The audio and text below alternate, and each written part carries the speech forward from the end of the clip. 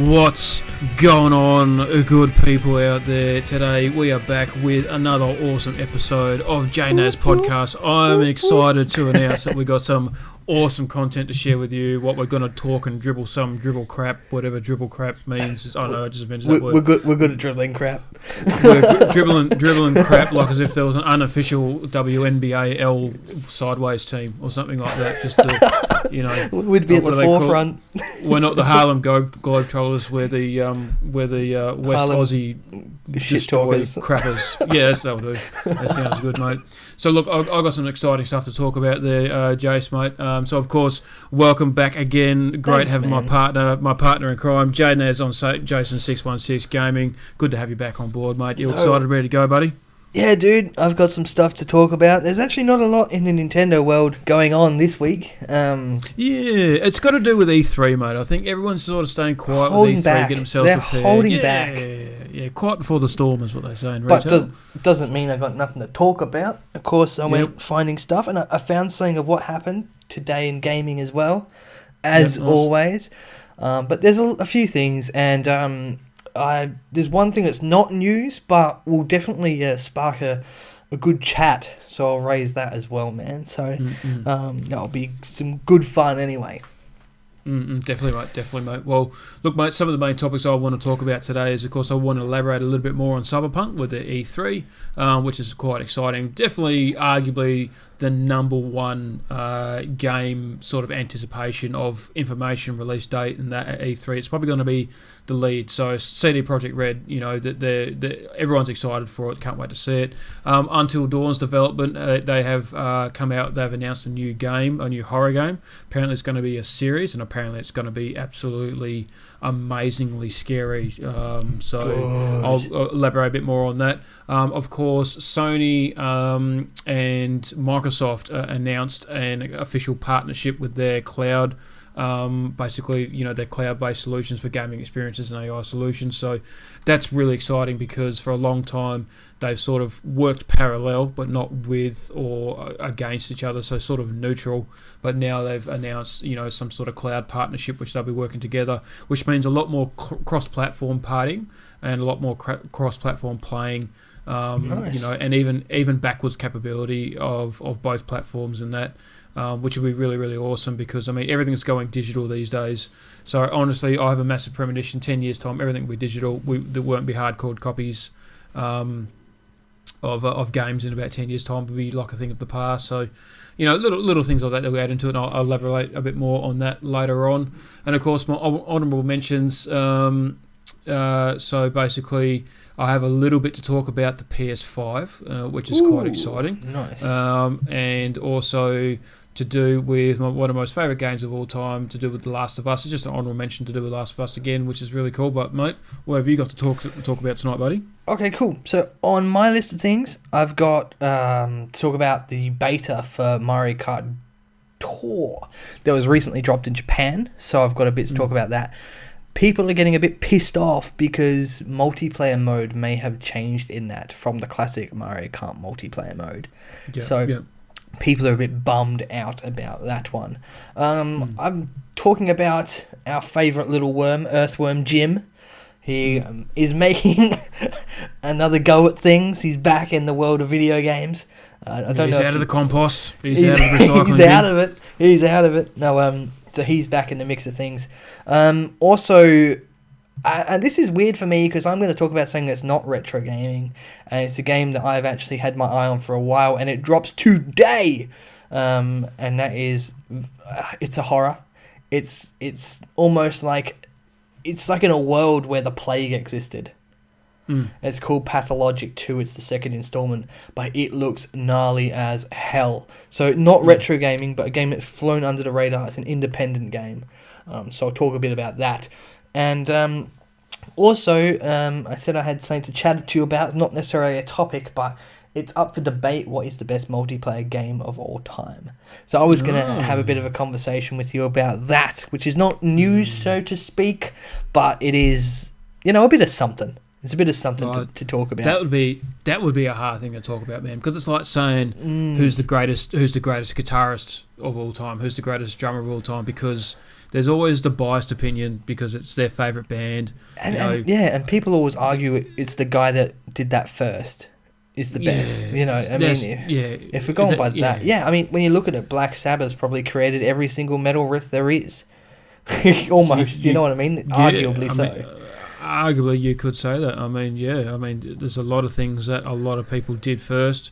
Doesn't mean they were necessarily the best. I mean, Tommy Iommi from Black Sabbath, I mean, he's an extremely skilled guitarist, but he wouldn't be the best guitarist out there. He never really had intentions of becoming an extremely skilled guitarist, but then you had great, hard-working guitarists like Eric Clapton, Jimmy Page. These guys used to work, they still do.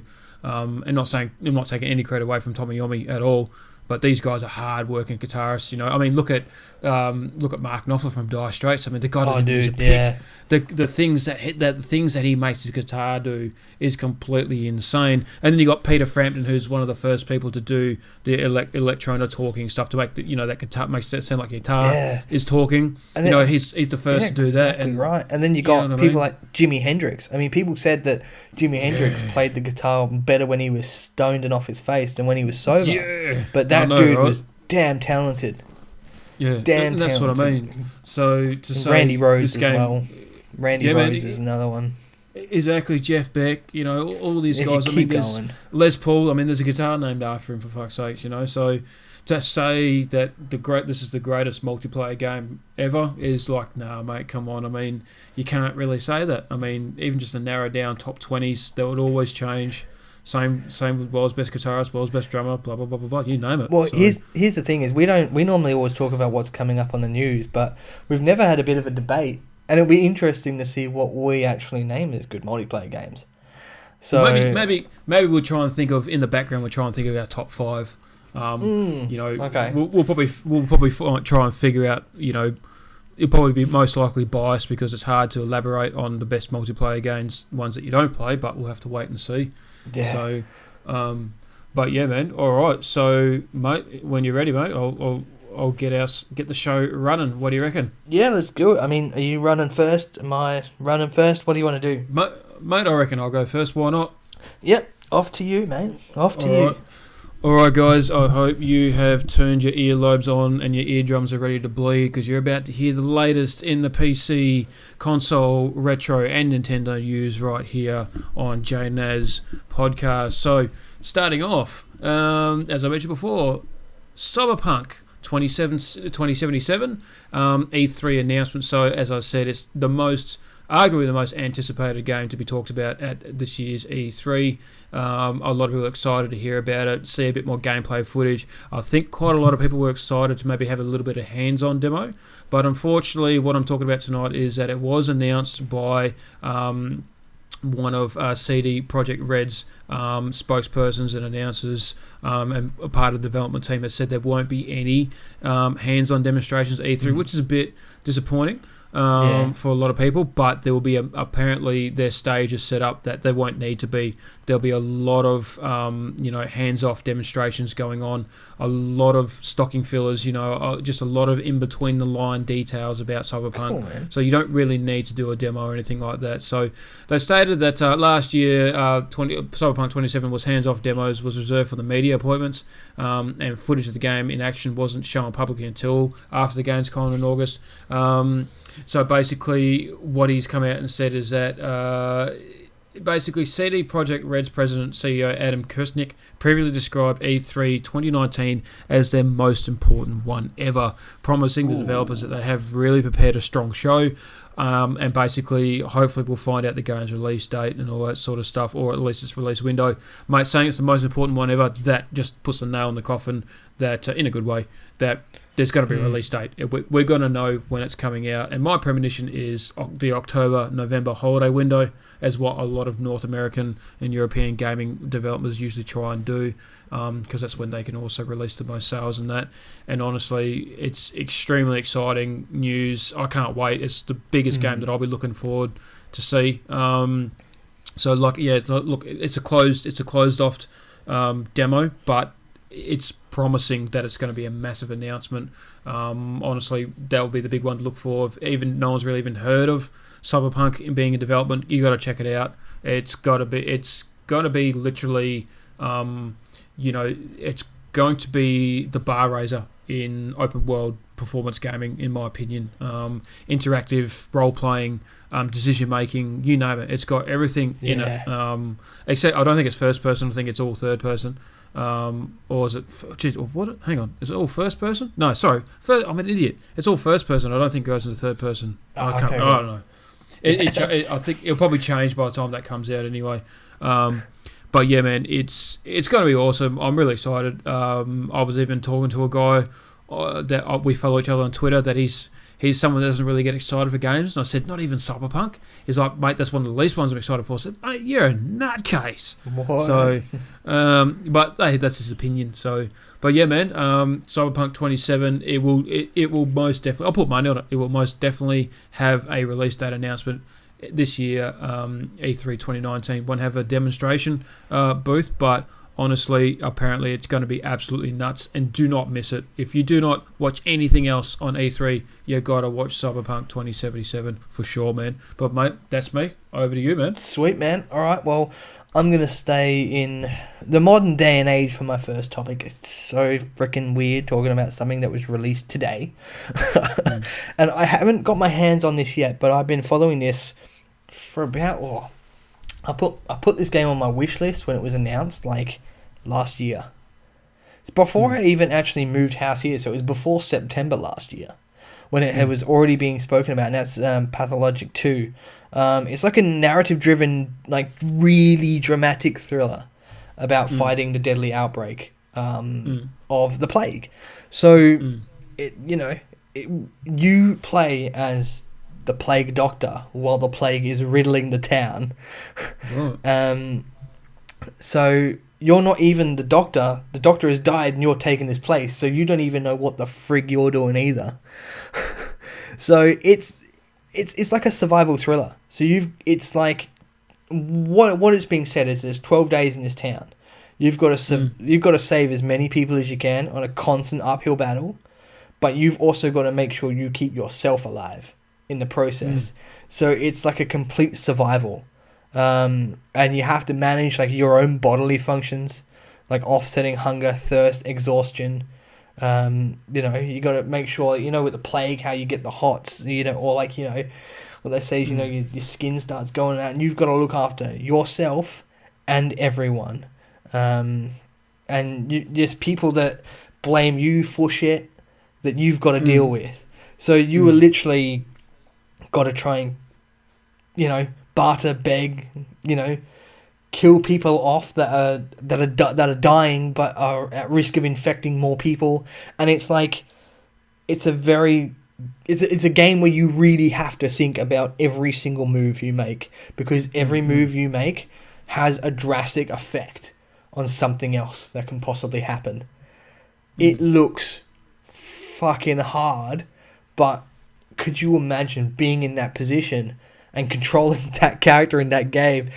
Oh, it would be hard, man, because, especially when it's in Days of the Plague, oh, man, I would hate to have been around there, but that seriously sounds like it would be gut-wrenching, that game, knowing that you're responsible for that.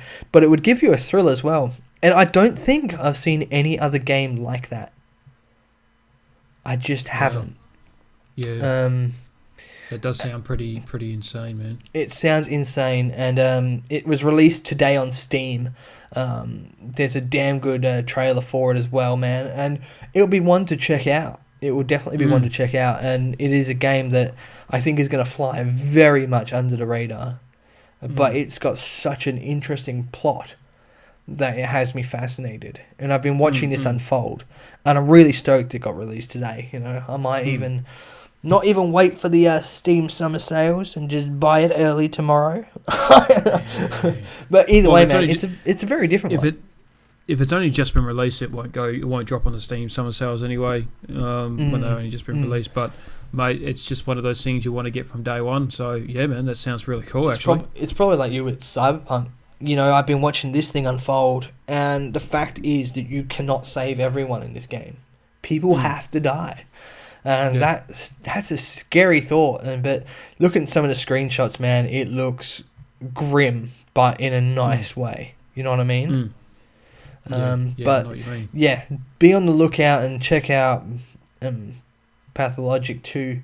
The first installment pretty much crashed, and they really had to fund the second one to get this out, but they've taken their time and really perfected something good here. So I always love giving a plug to some of the some of the independent people that create these games, because they're not getting the exposure that other games would get, and I mean it's Ice Pick Lodge that have put this together. They're Russian as well, so they're very under recognized. In fact, who are they? You know what I mean? So some of these games are gems. And I think we were talking about that a week or two ago, not on podcast, but on just in general when we're having conversations about some real indie games that look so damn fun that you probably just never heard of. So they're where all the little gems are. Not saying that all the main exposure ones aren't, but So, yeah, that's my piece, man. Feels weird talking about something in the modern day because it's not normally what I do. But nonetheless, that's all right, unless it's Nintendo, of course, but talking about something that's not Nintendo is very weird. That's all right, mate. That's all good, buddy. Love it. That's awesome, man. No, mate, that's definitely something to look forward to, man. That's something to look out for, and might chip away on that when we put it on our channels, man. I reckon it'll be cool. Yeah, dude. Yeah. Should be good. Anyway, cool, I'll throw it back to you for your next thing. All right, cool, mate. So basically what I've come up with today is the Until Dawn developers have created a new nautical horror game, and it's part of the Dark Pictures anthology. So there's going to be more than one horror of this series. So apparently they're going to be sort of linked together as story related, but with different characters or something like that. The first installment of the Dark Pictures anthology is a game called Man of Madan, I believe it is, and it's going to be released in August 10th, I believe, to be exact. That's actually not that far away in comparison if it's only just being announced. No, that's right. So about 4 months away. So which is really cool. So basically, specifically through the supermassive is swapping creaking cabins in endless moonlight forest for a great big boat and a whole lot of water. As previously revealed, it follows a group of divers as they set out in search of a rumored World War II shipwreck while on holiday. As storm rolls in, however, the crew finds itself trapped aboard seemingly abandoned ship and forced to confront its secrets it's been harbouring all these years. So just a group of random fellas on a bloody beer trip, and they think, oh yeah, let's go for a bit of scuba dive on that seemingly harmless looking wrecked World War II ship. What else could go wrong? Swim. Oh shit, here comes a storm. We're stuck out here. We'll be right, fellas. No, you're not. Boom. This sounds like typical Australians. Yeah, mate, absolutely. You'll be right, fellas. Bring the Barbie, we'll be fine. We'll be fine. You'll be right. Yeah. That's all right. The esky floats in the water will be sweet as, fellas. Just all hang on to that, Yeah, that's right. So yeah, man, Man of Madan, mate, getting released in August. Apparently it's going to be ridiculously scary. It's going to be completely nuts, mate, I'm looking forward to that coming out as well. So if you're a big horror fan, another horror game is coming out, mate. I am, in fact, a horror fan. Have you played Until Dawn? No, I haven't. That was really freaking good. I mean, I actually discovered Until Dawn, like, when I got my PS4, I went into, like, EB Games here, because that's our shop. Do you know what EB even stands for? Electronic bullshit. No, what's it stand for? I have no idea. I was hoping you'd know. Anyway, it's like you buy 2, get 1 game free. And I bought 2 games I was wanting. I think I got Dying Light and... what was the other one I got? I think it was Watch Dogs. Anyway, and I got 1 game for free. And I was like, I don't know if there's anything even here that I want. And Until Dawn was just one of them that was on the shelf. I went, oh, that sounds probably the best of the bunch. I'll get that. I bought it. I didn't play it for 6 months. I didn't know what the hell to play on my PS4, and I was like, oh, Until Dawn, I'll pick this up. It blew my fucking mind. Like, not only is the story so damn good, but the fact that it's got that butterfly effect kind of structure to it, which what they call the butterfly effect. One decision changes the story. And the aim is to keep everyone alive. And my main goal was... in all horror movies, the poor black guy always eats it first. So my mission was to keep him alive the entire way through because I always, I tried. Well, I mean, you want to keep everyone alive, but some people test your buttons and you want to kill them off. But even to points where you have to stand so still, but the controller is obviously motion censored, so you have to keep your hands completely still. In times where it's a real tense situation, like you have like less than a second to press the square button unless you get like bitten by something creepy. And I did so well, and on my very last move of the entire game, I killed like 5 people in one go. Yeah. And the story was just addicting. But there's like little side quests throughout as well. Like you got to put the pieces of the puzzle together and shit. And damn, man, it was good. And although it isn't really, it was. I can see how it can be very jump scary for people. The visuals weren't scary, but it was It's like with horror movies. It's the music and the tenseness of where you are that puts you on edge, But if they're getting behind something else and they reckon it's going to be the scariest freaking game of a new age, I believe those guys could pull that off with what they did with Until Dawn. I believe they could pull that off. And man, because you don't have a PS4, do you? Not yet. I'll be getting one very soon, hopefully. Well, I'll lend you Until Dawn. You will not regret it. Yeah, man. I mean, I'll be making a decision whether I'm going to get a PS4 Pro or a PS5, probably after E3, because the main thing is that Last of Us 2. I can't not play that from day one. Yeah. So I'll know. I mean, if they announce Last of Us 2 to come out around about the same time as Cyberpunk, I'm just going to get a gun and shoot myself. But hopefully there's a couple of months between the two. So so I have to wait and see. We'll see in a couple of weeks, I guess. Was it 2 weeks now? No, 3 weeks? Yeah, it's about 2.5 weeks away, mate. So yeah. But no, that's cool. That's if they're doing that, go the Until Dawn crew. They'll do something good, man, for horror. And horror games is hard because I feel like we're just getting the same rehash shit. You know what I mean? Like, it's same with horror movies. It's the same rehash shit. And Until Dawn really created a damn good story. And if they've got something else up their sleeve, let's bring it on. Happy for it, man. Definitely, man. Mate, but yeah, I'm excited to hear what you got next for us, buddy. Oh, he's out of the compost. Jim, he's back. He's back. Man, he's back. For anyone that played Earthworm Jim 1 and 2 on the Super Nintendo, you know how freaking hard that game was. Well, they're being reprinted for a 25th anniversary classic, but they are being announced and redone on cartridge for the Super Nintendo. What? That's right. They are creating 2 brand new cartridges to play in your old Super Nintendo. So obviously with full intentions of more or less being in a collector's item. I mean, I know a handful of people will still have a Super Nintendo, but you can buy a brand new Super Nintendo cartridge. So either 2 things are going to happen. People are just buying them simply for collecting, or 2, suddenly there's going to be a skyrocket market in demand for second-hand Super Nintendos all over Gumtree. So get yours now. Well, yeah, pre-orders have started for it. Only 2,000 copies are being done. Jesus Christ. And they'll come in brand new bespoke boxes, complete with a new instruction manual and a nice little retro pack surprise, which they're not saying what it is. So the majority of the carts will be coming in Udder Pink. I don't know if you know Earthworm Jim and the Cow story. Bits and pieces, yes. And there'll be 100 of those 2,000, which you won't know, will have an alternative cow print, which you will only know when you open the case. So there's only 2,000, and there'll be a rarer 100 of them that will have cow print, which you will not know if you are one of them.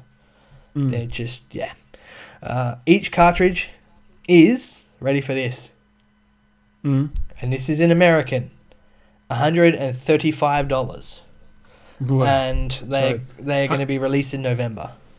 Okay, so about $165 over here. Yep, to get a brand new SNES cartridge. Here's what I'm thinking, man. I'm thinking that if they're releasing cartridges again for old school Super Nintendos, I have a funny feeling that cartridge games will make a comeback. Just like vinyls have made a comeback, I think cartridge games will make a comeback because they still stand the test of time. You know, I have a funny feeling, and I don't think it'll be anytime soon. But with the release of all these new, you know, Sega Minis and NES and SNES Minis and that, cartridges will come back. You reckon? I reckon. To an extent, I think they will. Because, So you think the compact disc will go, cartridges will return, and I'm predicting no hardware format. I'm predicting everything's going to be digital and in cloud formation.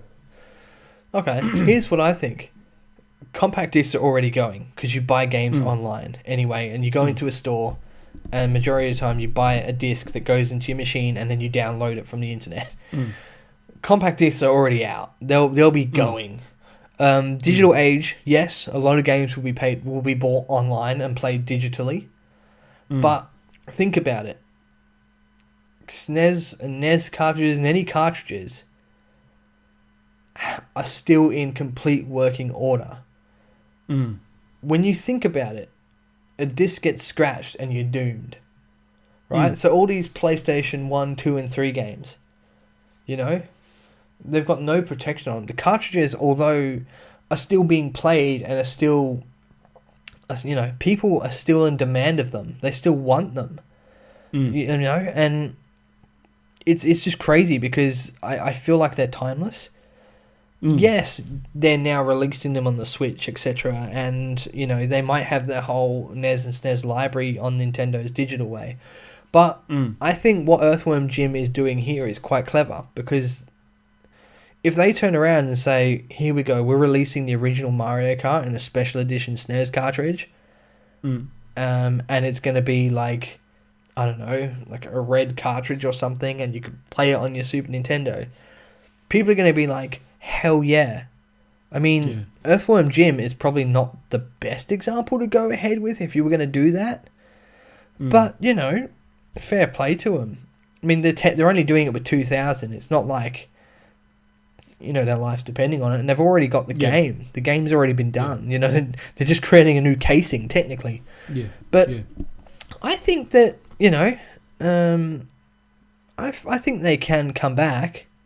I mean, they did a similar thing with Mega Man X as well.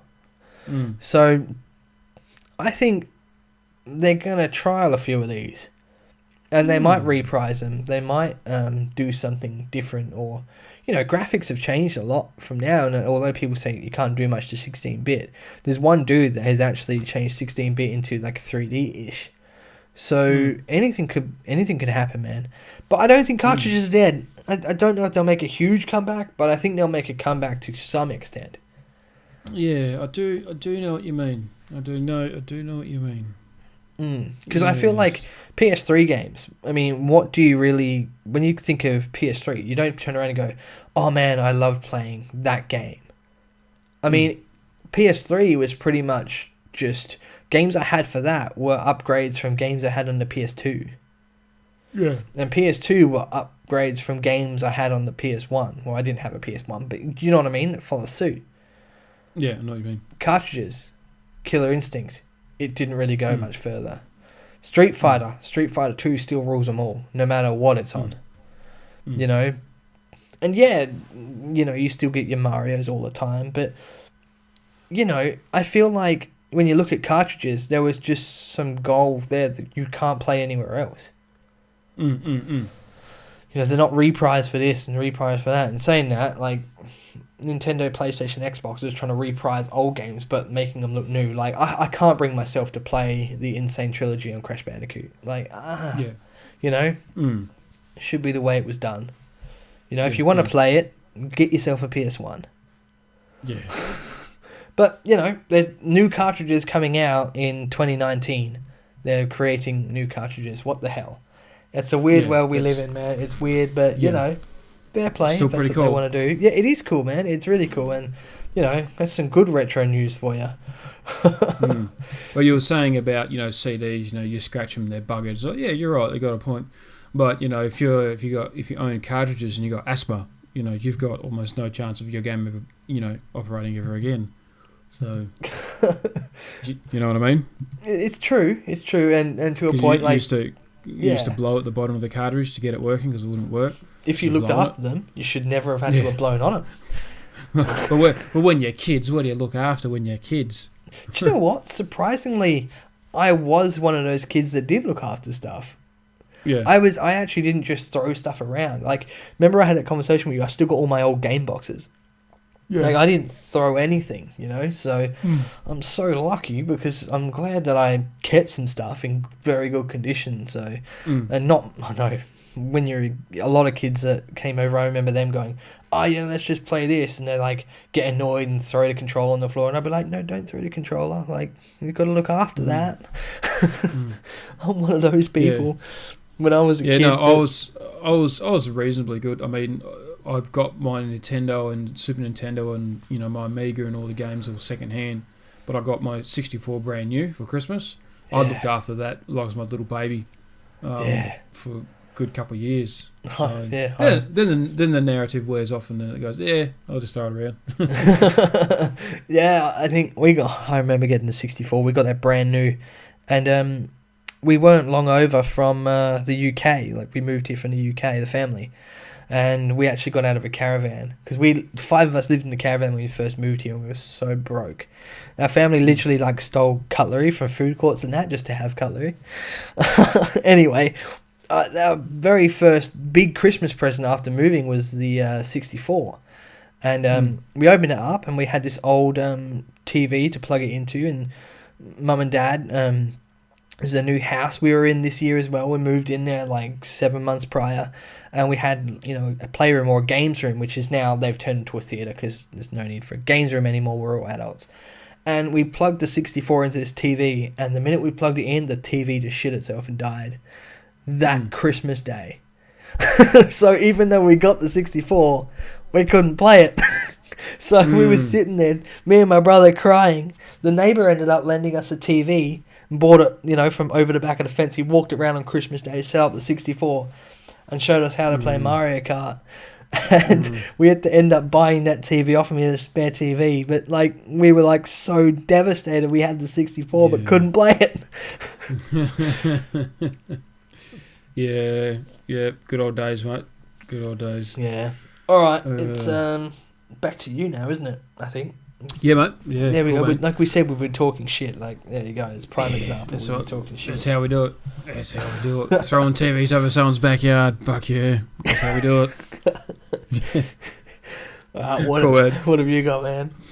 All right, man. So Sony and Microsoft have announced a joint partnership with their cloud services, which is really, really awesome. So under the memorandum of understanding signed by the parties, the two companies will explore joint development for future cloud solutions in their Microsoft Azure, or whatever you want to pronounce it, to support their respective game and content streaming services. In addition, the two companies will explore the use of current Microsoft Azure data center, I can't read, data center, I should really say, based solutions for Sony's game and content streaming services. By working together, the companies will aim to deliver more enhanced entertainment experiences and worldwide customers. These efforts will also include building better development platforms for the content creator community. So basically, for what we hear, Xbox, when it comes to sharing, live streaming, Twitch, content creation for YouTube, so people 12-year-old kids can play Fortnite, record a clip, chuck it on their YouTube channel. It's a shitload easier for Xbox than it is for Sony. So even though Sony has their classic share button and all that sort of stuff, but apparently it's just not that easy. So apparently Xbox have got that, and Microsoft has got that hands down. So Sony has actually realised that they're a bit behind with that, so they decided to work together and develop one sort of massive cloud. I think that basically with cross-platform, people can then do multiple streaming services while doing cross-platform, and probably there's going to be a chance. I mean, I predict it. I've not predicted it. This is a really silly thing to say. I've sort of saw it through my head. Imagine, I had an Xbox. You had a PlayStation. Your brother had a PlayStation, and your mate down the road had an Xbox. We could all play the same game together at the same time because there's cross-platform parties. But imagine, just for the fun of it, imagine all of us being able to stream to the same channel, playing at the same time, and everyone could see our gameplay at the same time, whether it be like a simple four-corner motion, and our cameras are in the corner, or it switches between the two as people talk. When people do Skype. I mean, when people talk, their face comes on the screen, and when someone else talks, their face comes on the screen. Yeah, do you know what I mean? Yeah. Something like that. There could be a moderator option where people are sort of showing whose video gets played for that time, for a period of time, or something like that, and switches between the two. So that's one of my premonitions. I think Sony and Microsoft might lead to that. They'll develop a cross-platform streaming and content creation option with their cloud services, where not only can multiple people play cross-platform, but multiple people can stream to the same channel at the same time and to their own channels as well. So how it would happen, I don't know. I think YouTube will be a thing of the past in about 5-10 years' time. And things like Twitch. There's a couple other streaming platforms that are starting to take off as well. YouTube will be around to a degree, but there'll be something will come up in the next 10 years' time, and YouTube will slowly phase out, or it will just become so ginormous, which is quite probable as well because it's run by Google, or owned by Google, that they'll just totally destroy competition, or they'll buy it out. So there's a couple of other streaming platforms out there, and a couple of other content creation platforms out there, but they just haven't taken off yet. But one day they will. And I think that's one of my premonitions. Is on the same side as that, there's been a prediction that come out that the PlayStation 5 won't do anywhere near as good as the new Xbox, simply because of its cloud services. So former Sony executives have already begun to sound the alarm. Jack Tretton, Sony's former console chief, said he thinks the ever-changing console landscape might topple Sony's rule, because Sony has for the last 20 years, Sony has been the number one console, arguably. I know Xbox took over a little bit, but if you look at the PlayStation 1, the PlayStation 2 especially, PlayStation 3 and the PlayStation 4, PlayStation all round, honestly. So, with their exclusives as well, everyone wants a PlayStation. So in a recent interview with Ventura Beat, Tretton observed that the rise of cloud gaming services like xCloud and Stadia, plus the Nintendo Switch, which Nintendo is really starting to take off. Last week we said that Japan's Nintendo Switch have outsold PlayStation 4. Yeah. So was that you that said that, or me? Because I heard the same thing. Was it you that said it? I think we both mentioned it, to be fair. Because I think you said it, and I remember reading it, but I didn't announce it because I don't do the Nintendo stuff. You do, so it must have been you that said it. So I think I was talking Switch. I think I was talking Switch, and you brought up that fact. I think that's what happened. Yeah, I think that sounds about right. But with Nintendo Switch outselling popularity to the PlayStation 4 in Japan, surging popularity will all conspire to make it difficult for PS5 to stand out. Sony, well positioned, but I do think they'll face exceptionally more competition than what they did last time around, simply because the PlayStation 4 was released in 2013. The cloud services as we know it today just basically almost were non-existent.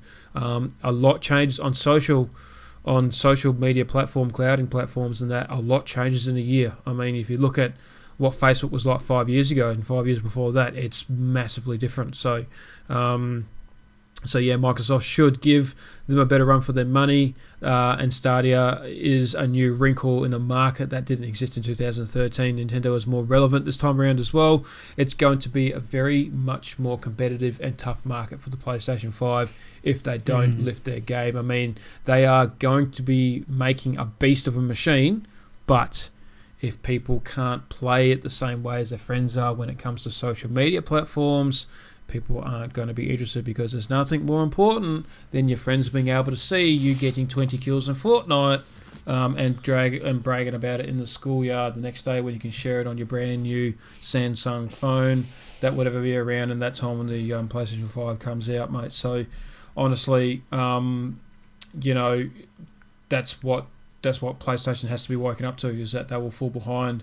Doesn't matter how good the console it is, doesn't matter how powerful it is, it won't go out to all the 12-year-olds playing Fortnite because, they simply can't share it to certain, streaming platforms and that, mate. So, look, if you're a PlayStation fan, maybe boring science, but the hardcore fans know that it's all about the hardware. But at the same time, if you currently do a lot of streaming on your PlayStation 4, there might not be improvements in the actual streaming base, texture, probability of, basically it might not be a step up in the PlayStation 5. You might think, there'll be awesome streaming to stream with the PlayStation 5, or better for my content creations for YouTube. It'd probably be exactly the same if PlayStation 5 don't lift where Xbox will just take it to a whole new level. Yeah. So I mean, to be fair, I know you can stream directly from your PS4, with because I think PS4 allows Twitch.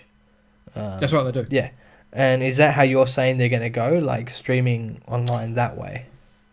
No, as in PlayStation 4, you can already go to Twitch and all that sort of stuff, right? But basically, imagine with with Xbox, imagine Xbox is able to do Twitch, YouTube,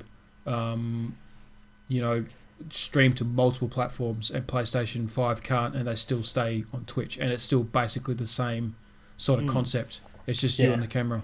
I guess and it's with your, it's a specific the iToy camera, whatever it is.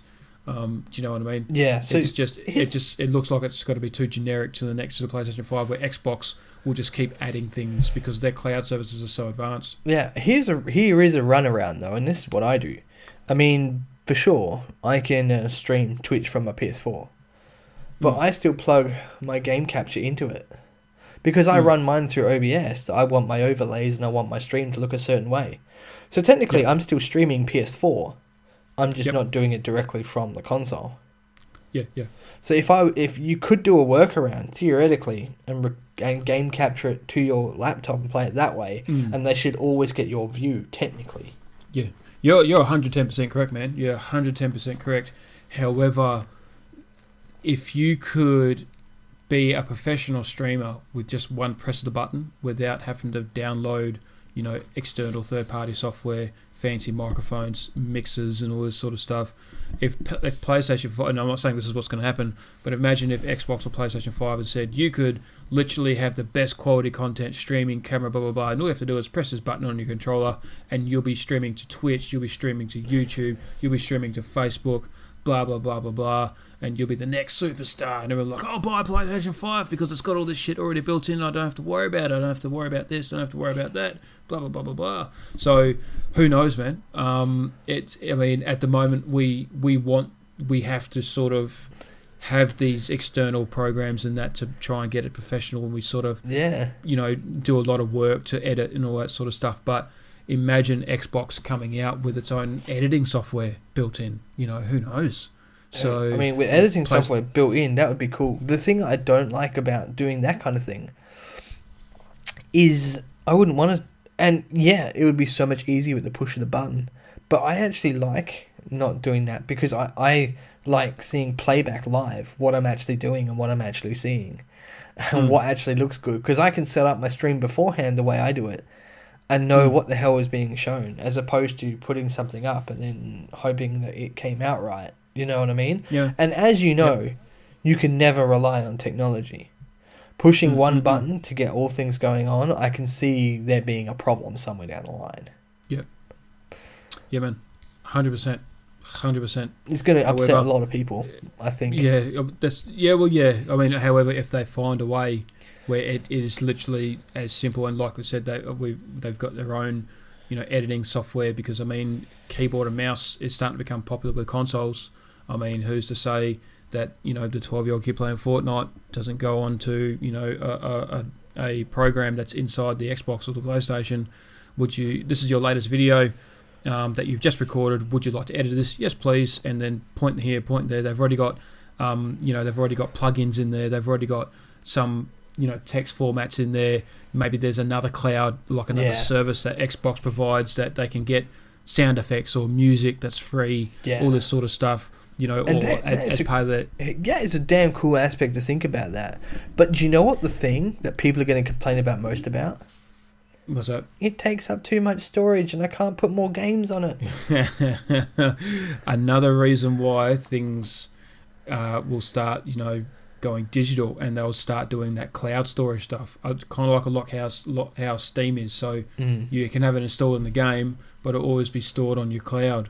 So hence another reason why things will go digital, because, to play on your PlayStation, to play a hard copy of the game, it's got to install the game still on your drive. That's why I just go digital, because on your PSN it says that you've already purchased this. Yeah, exactly, mate. So there's just all these more reasons to start going digital, because you can start storing things on your cloud and all that sort of stuff, and just quickly download it from your cloud, ready to go. To start playing it, and blah blah blah blah blah, and all this sort of stuff, man. So it's just this, again, another reason why Sony has decided to join up with Microsoft about their cloud services and all that sort of stuff. And on that note, a little fact that Sony is developing a VR glove and VR pants for the PlayStation 5. So virtual reality is predicted to become one of the bigger sort of next phase of next gen gaming. We did say that, like, playing video games is like immersing yourself in a book. Well, this is immersing yourself in a physical world. Yeah, man. It's taking it one step further. Man. So no more of the move handlebars, or the handles or controllers, what do you want to call them? All this sort of stuff. You'll just have sensors in your room, and these gloves and these pants you'll have on, and it'll make, first-person shooters really interesting and all this sort of stuff. So apparently they are rumoured to be in development. Whether they'll come out and release when the PlayStation 5 comes out, a couple of years away, who knows? But honestly, that's pretty cool. Imagine doing a boxing game with these gloves on. It saves you throwing a remote through your TV, doesn't it? 100%, and especially if they're all Bluetooth as well. There's no cords or wires or anything like that. You can literally be in the next, UFC, EA UFC 2020, and be Conor McGregor, and you can actually do all the moves. And all these couch martial arts experts are always commenting on every Facebook page, "Oh, I would have knocked that guy out." Well, you'll realise that it's nowhere near exactly the same thing, but you know what I mean. He'll be able to put some of his money where his mouth is. So, for sure. But yeah. Maybe just a little interesting twist there, man. But yeah, no, that's my third topic for the night, mate. What else have you got to tell me, buddy? All right, the beta for Mario Kart Tour was dropped in Japan on a Nintendo Switch. Now, Mario Kart has been a staple for Nintendo for so long, and it is very much known for its multiplayer and racing your buddy. And they took it online on the Wii, and it was damn cool. Now, they have, 12 people in a race, and you're racing people live. Well, Mario Kart Tour, and although this is the beta, has changed the way multiplayer has run. People are pissed. They're pissed because, did we say, was it last week I was talking to you where multiplayer has become almost like you're racing a ghost in a game? Was it us that said that? Not sure. It's like when when you get dropped into multiplayer, and instead of bumping into people, it's kind of like, they've already previously raced on this course. Well, that's what Mario Kart Tour has done. It's almost like they're ghosts of previous people who have done the race, so you're always going to be first. It's just like a CPU driving race, essentially. And it's upset a lot of people because Mario Kart is known for its Grand Prix on, people playing against 12 people that you can actually hit with shells. This one is pretty much just like a time trial. I mean, where's the fun in that? I mean, I know. With racing games, you want to be racing against someone. Otherwise, what are you doing? What are you doing? But in saying that, it doesn't have any proper multiplayer mode at all. There's no battle mode, like, you know, you got to pop the balloons and stuff like that. In saying that, it is in beta. So I do hold hope that they change it. And being Mario Kart, you think that they'd switch over to what they know. Maybe they just did that to quickly put something out there for people to play. Because Mario Kart 8 Deluxe came out on the Switch, but it was pretty much the Wii U version, just with all the downloadables and all that already on it. So one would say a Mario Kart 9 would be in the works for Switch. But maybe this is just something easy to keep people going. Or maybe Mario Kart Tour is the next thing, but they're giving it to us in parts. Or they're just giving us a taster of something. I'm not too sure. But you can't have Mario Kart without multiplayer mode. It's just a big no-no. It's a big no-no. It doesn't make sense. Exactly. It doesn't make sense. So people are pretty bummed out. They want multiplayer mode, and I think Mario Kart is one of those games that is for multiplayer mode. But people are upset, man. There's, like people saying, isn't the entire point of a Mario Kart game to be online multiplayer? Like, I agree, I agree. But either way, Mario Kart Tour just isn't working. It's just not working. That's a shame, man. That is a shame. It's the usual roster. It's got this. It's just a selection of retro tracks. The retro tracks. They've cut it down to just 2 laps instead of 3. It's just not happening. It's not happening. And Disaster Pasta. Yeah, Disaster Pasta. And it's, for the phone as well.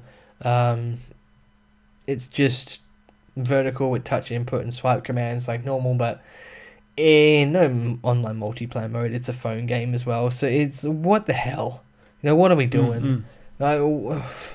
Any Mario Kart should have a multiplayer, not just you racing yourself. There's no fun in that. There's just no fun in it. Especially with being on a phone, man. You can sit next to your buddy. And even though you're sitting next to your buddy, you can't even race each other. Yeah, that's it. That sucks. That sucks. Yeah. It does, mate. So that's upset a lot of people. So Mario Kart Tour not doing so well. Hopefully that changes, because we're going to have some fired up people. Mate, I don't bloody blame them. Don't bloody blame them. There's nothing better than crossing over the line before your mate just by a split second, and you send him a message, you go, yeah, suck it up your ass. Yeah, no, so it's it's definitely good fun, mate. Cool. So are you left with anything else?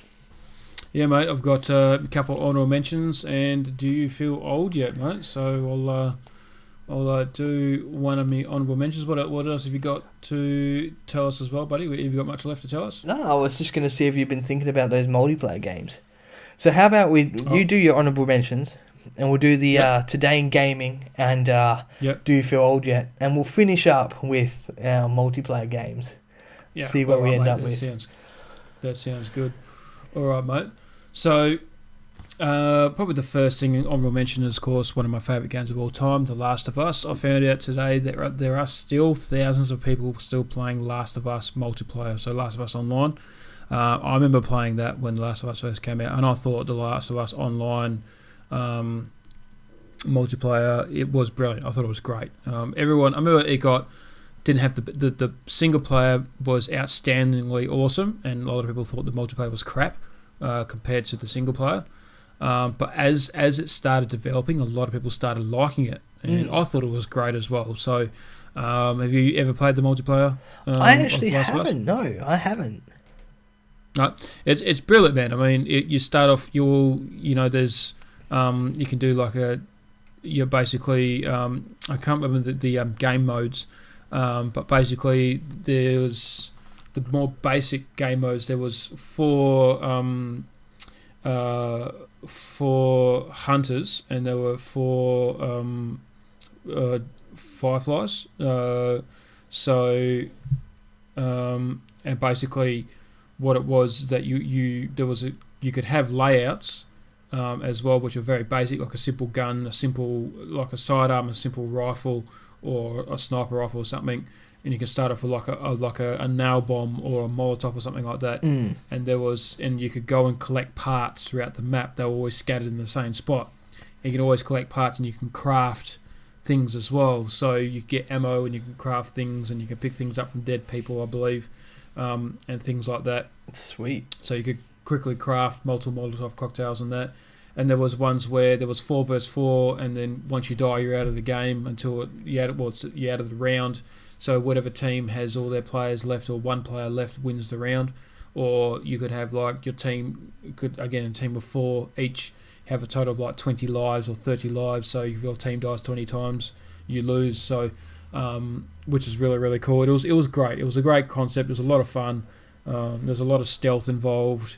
There's so much strategy involved in it. It was so much fun, and still thousands of people still play the game. The multiplayer online still to this day, which I thought was a really cool read to see. That's cool, man. I was really glad to hear about that, and I'm looking forward again to The Last of Us 2, but not just that. The multiplayer aspect. I reckon if it's just anything on par with the first one, it'll be great. So it'll probably most likely be even better. So that's one of my other honourable mentions. Should I say my other honourable mention as well, mate? Go for it. You may as well while you're on the topic. Cool. Yeah, go for it. No worries, mate. So the other honourable mention is Steam. Valve launches mobile Steam chat app, which is pretty cool. You can still chat on Steam on your mobile, but I think they're bringing out something like it's closer to Messenger, basically, like Facebook Messenger. Oh, cool. So it's own separate application. So you can see people. Basically, you can see people on Steam that's playing, which you can see now. I can see it now on my Steam app on my phone. But you can get notifications and game invites, which you couldn't really do before. You can manage group chats and all that sort of stuff.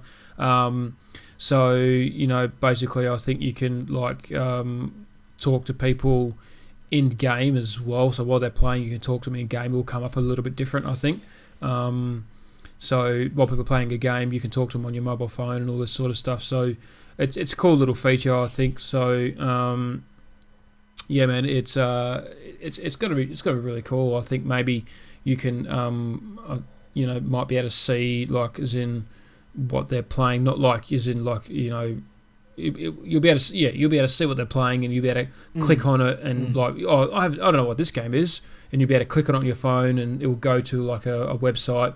It'll click on a link, it'll go to a website what game they're playing, and then you can talk to them about it and all that sort of stuff while they're playing it. So all these little things. So it's a cool little feature.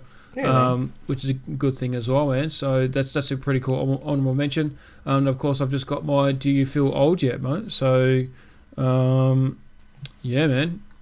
Do you want me to do the Today in Gaming, or do you want to do your "Do you feel old yet" first? Mate, you do your Today in Gaming, mate. Do your Today in Gaming. All right, Today in Gaming, May 23rd. We are going back 39 years ago. The arcade version of Pac-Man was released. Today, 39 years ago. 39 years ago. So it came out on Atari first?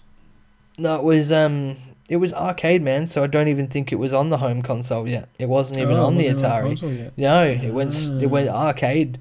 Didn't even have the home console then, man. It was before that day. So Pac-Man was released 39 years ago. Yeah, pretty much, yeah. See, I wasn't even born yet. Neither was I. Yeah. No, I wasn't even born yet.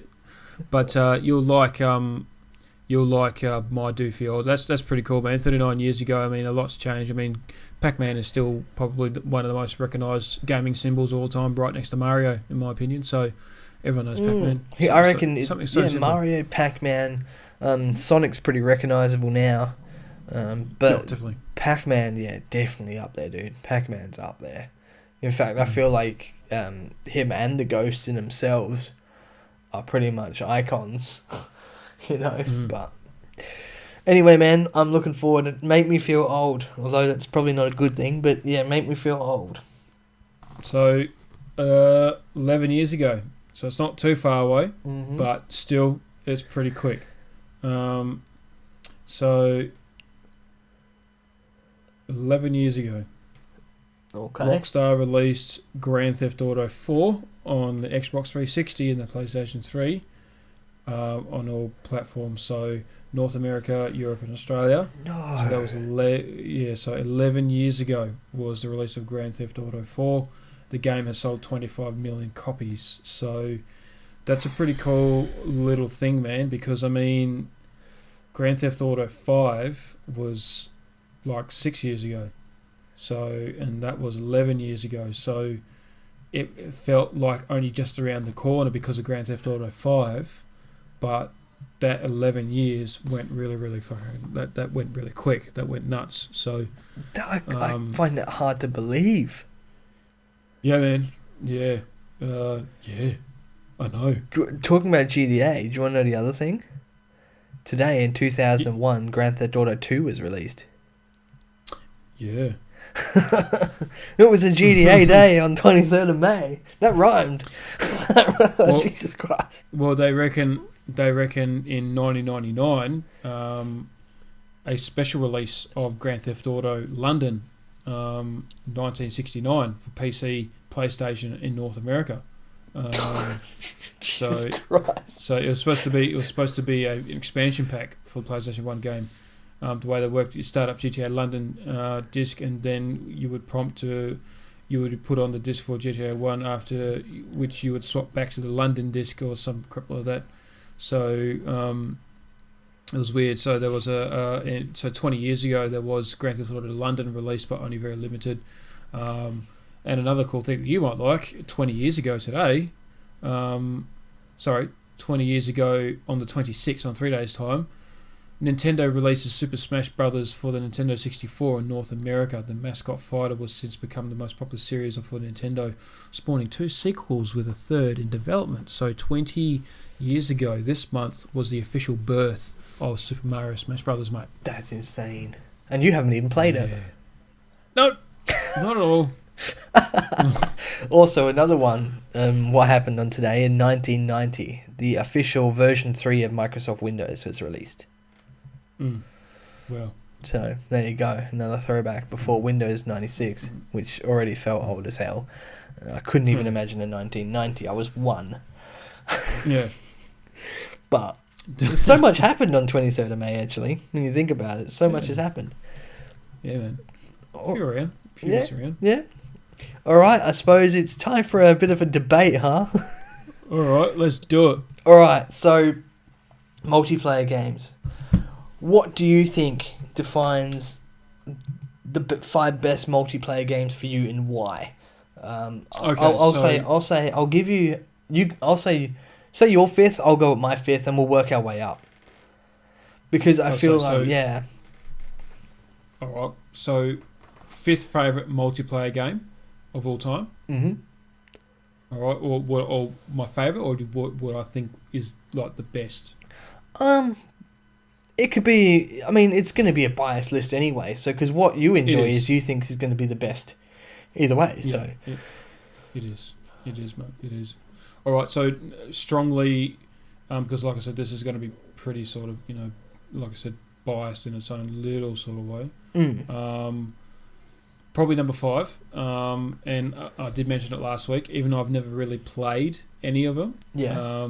But you can't just go past it. Number 5 have to be World of Warcraft, original World of Warcraft Classic. So that was the basically the benchmark, the landscape of online MMO RPG kind of style. RPG, yeah, it's setting the benchmark. Honestly, to be honest, so that was a great multiplayer game, man. To be honest, and that's definitely, even though I liked the game, but I never really played it. But you just can't not overlook that. That has to be in, any sort of top 5, top 10, top 20 list, World of Warcraft for sure. And yeah, that has to make my top 5 for sure, man. But number 5, mainly because I never really played it. But yeah, number 5 for me. What about you, man? I actually was thinking and considering putting World of Warcraft in mine, and I've never been a fan of it. It's just not my thing. I can see why it would earn its spot there. Technically I can see why it would earn its spot there. But I'm leaving it out of my top 5. I'm not putting it in there. In my 5th spot, I'm actually going to go with Super Street Fighter 2. And reason being is that game was the first one to do a 1 versus 2 player in the arcades. Of course. It created the play against your buddy instead of just playing against the computer and getting a high score. It kind of set the record for fighting games, and it was the first one that really did, like I said, you versus your mate. So I think that in itself, in a fighting game, really defines fighting games and keeps on defining games to come, because that is still, people still do Street Fighter 2 competitions all over the world, and it's stood the test of time, and I think that gets my number 5 spot, because it definitely defined the fighting game genre. So what about your 4? Right, so number 4, I would have to say the Battlefield series. So Battlefield 3, Battlefield 4, Battlefield has to be, again, in my opinion, again, a bit biased, but in my opinion, a lot of people's top 4, top 5, whatever, because the game was designed to be, multiplayer first-person shooter. So it has such a strong multiplayer aspect of it all. So yeah, man, that would have to be a strong number 4 for like Battlefield 3, Battlefield 4, Battlefield 1, Battlefield 5. So that's just a classic. So and I'm gonna say, even though again, it's the same with the Call of Duties as well, I'm going to put the Call of Duties in equal number 4 as well. That's sort of just in the same genre, the same category. They're basically the same game, but not in their own little way. So basically the Battlefields and Call of Duties is number 4 for me, man. Number 4 for me was Call of Duty. Oh, yeah. Yeah, so I agree with you on number 4. Reason being is people just put so many hours into that. And I think that was the first real online kind of games that really took off. Of playing people on the internet and playing games on the internet with people. And you say World of Warcraft did that, but as far as non-RPGs go, I feel like Call of Duty was probably the first game that really took off like that. Everyone went fucking ballistic on it. I mean, I am not really a Call of Duty guy. I did like the games. I never went on a multiplayer because I just got absolutely demolished. Like, I would spawn in, gone. Spawn in, gone. People are so damn good at that game, it's not even funny. So, I would say Call of Duty owns its spot number 4, to be fair. And like you said, World of Warcraft, it's not really your thing. It wasn't really my thing. I liked some of the campaigns, but there was too many games came out. There was Advanced Warfare came out, and I went, sod it. I can't be bothered. There's too many to keep track of. It's like FIFA and, NFL and Tiger Woods golf, and it's the same. Like, there's always a new one of it. So, something brand new comes out, but it's similar. But they're still hugely played online, even now. So, yeah, I agree with you. I would put Call of Duty in at 4. Yeah, all right. Cool. Moving up to the top. What have you got at 3? So number 3 for me would have to be GTA Online. Or GTA 5 Online. So that's basically its own game in itself. So I mean, you got GTA 5 and you got GTA 5 Online. I mean, were actually marketed as separate games because they practically mainly are. The game GTA 5 Online is probably the most strongest, online based game currently out there, apart from like games like World of Warcraft and that. I mean, the DLCs, the microtransactions. It's insane what they do. Yeah, it's still making so much money. Yeah, exactly, mate. So the player count, the proactivity that's going on with the game and all that sort of stuff. It's pretty insane. Again, bias. I still do love GTA Online. I thought it was great. I thought it was one of the best multiplayer onlines that I played because of just simply. You can really get right into your character. You can really sort of personalise your character and just really sort of do in the life of what you would do if you were a fucking thug. So, do I feel like punching someone today? Yeah, I'll punch that person. No worries. Why have we never played GTA Online together? I didn't know you had it. Yeah, man. You got GTA 5 Online. I do, yeah. on that little laptop. I do, man. You betcha. Well, it runs it all right. Yeah. Yeah, dude, this laptop is a beast. Don't you count this laptop out. Does everything. My whole channel runs off this thing. Mate, I haven't jumped in GTA 5 in a long time. Neither have I, man. Neither have I. We might have to look into it and see what we can do. But yeah, man, that's mate, GTA 5 online will have to be my number 3. Sweet, man. And you know what? I love GTA, so I can understand where you're coming from with that. But for me, the only problem that takes away from GTA is the amount of people screwing with you online, and people just, I guess, breaking the game, being invincible, going incognito, or attacking you, then turning themselves, into passive mode. There's so many people that go on there just to fuck with you, and I feel like that sometimes takes away from the experience. It can get annoying when you're in a world where you just can't get doing anything. There's always people screwing around with you, and but GTA have tried to fix that themselves, with the whole passive mode thing. Good on them and they punished people. Remember, they put them in like the dunce rooms with everyone else that was doing the exact same thing, and you had to rock that dunce hat for a while. That's I never got one. Neither did I, but I haven't played online in that for like 3 years. Yeah, or something like that. There's so much content that's come out that I've not got. But number 3 for me is a bit of a far out there one, and I'm gonna go with Super Bomberman on the Super Nintendo. 1, 2, or 3. Very different kind of multiplayer game. You just blow the hell out of everyone else on the screen and be the last one standing. Simple concept. But my God, the amount of just banter I've had playing 4-player Bomberman. Like, you would not believe. That was the multiplayer game, the first multiplayer game I ever played against my brother. And I still turn that game on now for its multiplayer, somewhat 27 years later.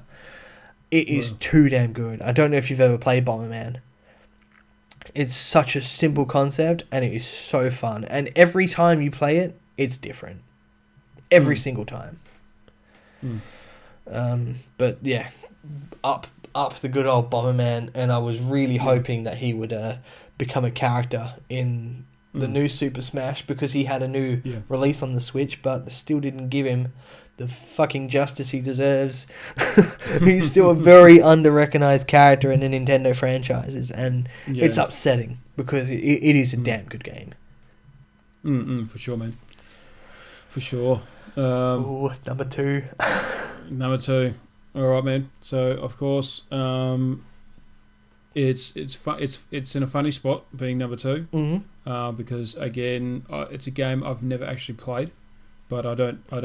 It's not that I don't need to play it. It never really fazed me, never really interested me in the first place. Yeah. But I heard enough about it. Seen a lot of people play it. I know a lot about it. Well, not a lot, but I know my fair share about it and all that sort of stuff. But of course, number 2 is Minecraft. So never played Minecraft, but it's arguably one of the best games of all time. It's still 8 years. I think it released 8 years ago. I think it was 9 years ago maybe, and it's still extremely popular to this day, even in tournaments and all that sort of stuff. Still a very popular game today, still aimed at the younger crowd, but still we get a lot of people of more mature age that they've grown up with Minecraft and that. So the expenditure, the flexibility of the game is mind-blowing. It never ceases to amaze me of people putting up posts of what they built in Minecraft. They've built cities, replicas of buildings and all this sort of stuff. The detail, even though the game, and I just think also, imagine if the game wasn't that blocks art sort of text and how amazing it would look, but that's what makes Minecraft. So I have to admit, I'm not a Minecraft person, and I actually didn't consider Minecraft in this list. But did you? No, I that totally lost me. But I guess it is an insane game, and if you got the patience, it's great. I guess I get bored with it quickly. Oh yeah, so would I, 100%. But for those people that can create that shit, man, Jesus Christ. Yeah, You know? I know. I mean, like I was about to say, I've seen people replicate major parts of cities, and they put it together as one big city.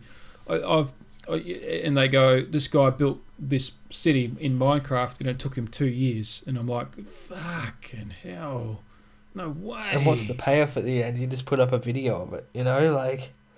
Yeah, people give you a good on you, mate. But hey, you know, that's his thing. That's But dedication. Yeah, man, Minecraft is my number 2, buddy. Sweet. All right then. My number 2 is Mario Kart, because it is just spans so many games. You know, it spans so many games, and it's hard because there's so many games. Like, you could even arguably put Smash Brothers in this as well, because they're pretty much equal. They're the 2 staple games on Nintendo every single time they release a console, and they're always just as good as the success is just as good as the one that has just been put out. It's your typical. Mario Kart's great as well because you can go online, but you still sit there with your four buddies on the couch playing, and you know you're just trying to throw off the other person, and you know Smash has got multiple like tournaments going on for that as well. But I'm gonna say Mario Kart because I played more of Mario Kart over my time than I have Smash. But there's nothing like Mario Kart, and no other racing game will ever compare to Mario Kart. It is the one at the top of the mountain for where racing games are concerned, and there's nothing like picking up a spiny shell and battering whoever it is up front when you're all the way at the back. You know, that game can change in an instant, and it keeps you on the edge of your seat. So I keep Mario Kart in my number 2 position. So I could go on about it for ages. I know we're running out of time here, so I'm going to try and hurry it up. Yeah. That's all right, mate. All right, your number 1. Drum roll. So, number 1. So, of course, my, bias alert, big time bias alert. So, of course, the people that know me or watch my channel and all that sort of stuff, blah, blah, it's pretty obvious what my number 1 is going to be. And, of course, it's going to be Rocket League. Hey. So of course Rocket League is going to be my number 1 multiplayer game because I mean it is a multiplayer aspect game, it's a multiplayer competitive game. Rocket League literally has its own genre. It's not even a genre. It's not a sport game. It's not a racing game. It's not a MMO or anything like that. It's literally its own genre. It's the only game of its kind. And like I said, it's considered one of the most high skill set games in current times. It's got the highest skill ceiling of any game. The mechanics are so advanced that and it's such a highly physics based that it does take many hundreds upon hundreds of hours just to develop basic game skill mechanics, let alone actually getting good at the game and having game sense. So I mean the best players in the world are sitting around 4,000, 5,000 hours of the game. And all that sort of stuff, and like I said, it's not the most popular, but it's a very popular esport game as well. With the cash prizes only getting bigger and bigger and more popular, with Epic Games getting inside Epic stores or whatever Epic Games getting involved, it's probably just going to grow. And it's actually a really good, fun game to watch. So at the moment, it's a little bit tricky to sort of understand what's going on. I mean, it's pretty simple to understand that you've got to hit a ball into a goal. That's what people love about spectating it. Compared to CSGO or League of Legends or anything like that, you got to have some sort of understanding concept. To a point, but I mean, hitting a ball into a goal is one thing, but it's also the camera angles at the moment. I know that Sonics wants to do something about their camera when it comes to watching RLCS and all that sort of stuff, to have a bit more of an understanding of who's wearing what and how and why and all that sort of stuff. But honestly, Rocket League, you can't say, if someone says to me what's the greatest game of all time, I won't say Rocket League because it's not, because it's just such a simple basic game, but it's just got a highly skilled level of mechanics and all that sort of stuff. It's not the greatest game ever made. It's nowhere near it. So I mean, in my opinion, the greatest games ever made are like I said, The Last of Us, GTA 5, Super Nintendo games, GoldenEye on 64, Donkey Kong and all that sort of stuff. These are some of the greatest games. Street Fighter 2. These are the greatest games ever made, and Tetris. Rocket League. yeah, Tetris. So Rocket League doesn't even come anywhere near those. But as a multiplayer game, as a competitive game, as a skill set game, it takes the cake. So. Witcher 3 is another brilliant game. Skyrim is another brilliant game. These are the best games ever made. And those. I mean, if someone says to me, "What do you think are the top 10 best games ever made?" Rocket League might not even make in my top 10. It might not. Because to be honest, it's a beautiful, brilliant, awesome game, but it's not the best game. It's funny. It's funny you say that because I actually did a blog. About a month ago on what are the 10 greatest video games in the world. It really, I mean, I had Minecraft in that top 10. Oh, yes? Yeah, and there was a few games that would stand out in that. And it was a really hard list to put. Dude, I put what was it, 3,800 words together to do that. Oh, yeah? It was an 7-page, blog. It was huge, and I put it all down to what sold, what was popular, what characters. I took everything into consideration. It was a freaking hard list to do, but and it's it's a toughie. It's a real toughie, and there are so many aspects to a video game that why it makes it the best game in the world. Yeah, big time. Well, and that's the thing. I see with Rocket League, it's basically the same thing over and over again. 1 card, 2 card, 3 cards, knock a ball into a goal. Bang, bang, bang, bang, bang. Do you know what I mean? Yeah. There's nothing else. I mean, there are different game modes where there's a basketball hoop or there's a hockey puck and all that sort of stuff, but no one really cares about those. The community doesn't really care about them. And that's the other thing is that you can't change the game because of how the game is and how it develops. What keeps you playing is you simply wanting to get better. You want to keep doing the same thing over and again because you want to.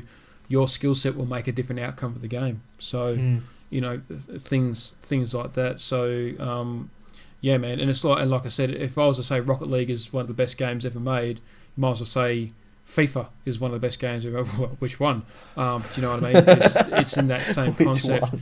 So, one of the skates is the best game of all time. All that sort of stuff. It has that because it's got that repetitive motion. Yeah, you know what I mean. Yeah. That rehash same scenario, but you just mainly get better at the game. But you hit the skill ceiling in these games. There is a lower skill ceiling in NBA 2K, in FIFA, in Skate, where Rocket League it's always developing, it's always evolving. There are things that people still learn to this day where the top 10 teams, right? I think I heard this on a post at YouTube or something like that. The top 10 teams, there's 3 players in a team. The top teams are there's 30 players. If each player accumulated all their hours together, it's something like 4.5 years of gameplay. If they accumulate all the hours that they spent in Rocket League, it's 4.5 something like 4.5 years in total or something like that. And these guys still find new ways to improve, whether it's game sense mechanics, car mechanics, ball dribbling mechanics, aerial mechanics, all this kind of things. There's always, the game is constantly evolving. Always is.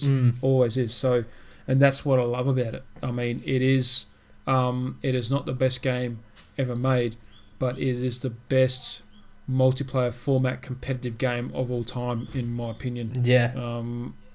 So simply because of just what it is and how it develops, and all that sort of stuff. So, no, it's not the best game ever made, but it's the greatest game of the multiplayer competitive aspect. In my opinion, man. Yeah. And I've never played it. I've wanted to play it. I say that every time you speak about it. And I can see why, because it is out there. And funny enough, the game that gets my number one spot is a game that people do criticize as being very outdated. And it has to be the thing that defined multiplayer gaming, and that is GoldenEye.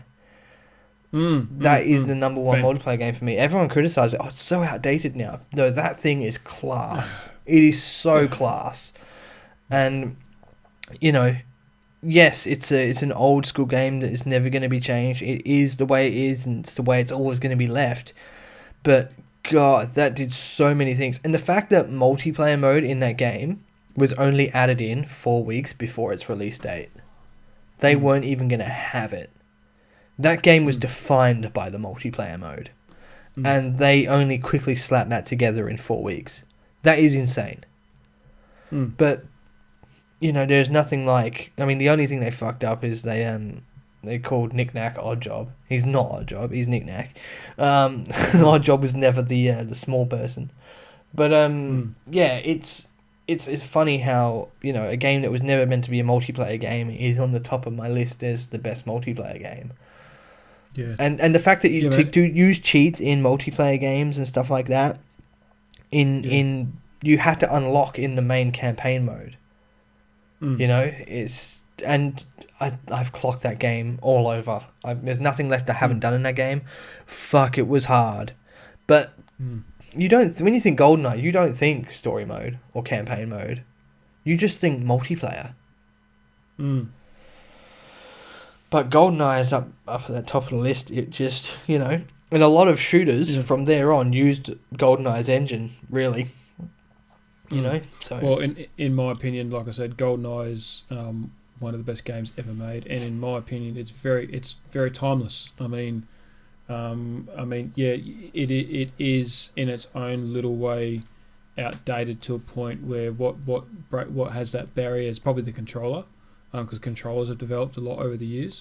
But like you said, GoldenEye is getting developed in Unreal Engine 4. I can't wait for that. I mean, I would love to be able to play GoldenEye on a keyboard and mouse in Unreal Engine 4 graphics, and literally play it from start to finish like how I did when I was 10 years old. That would just be absolutely mind blowing for me. That'd be amazing, wouldn't it? It would be insane. It would be actually insane. But you know, that's my number one spot. And games that we said there, I think you can see why they all earn their spot there. You know, you can see why they do. Yeah, definitely, mate. Well, any honourable mentions? No, man. No honourable mentions. I pretty much summed it all up. Talking about Bomberman, I stream, obviously, tomorrow morning. You know, I'm streaming in 9 hours. So, 9 hours, maybe even less than. And now talking about this, I'm going to stream Bomberman tomorrow morning. I'm feeling that Bomberman feeling, so...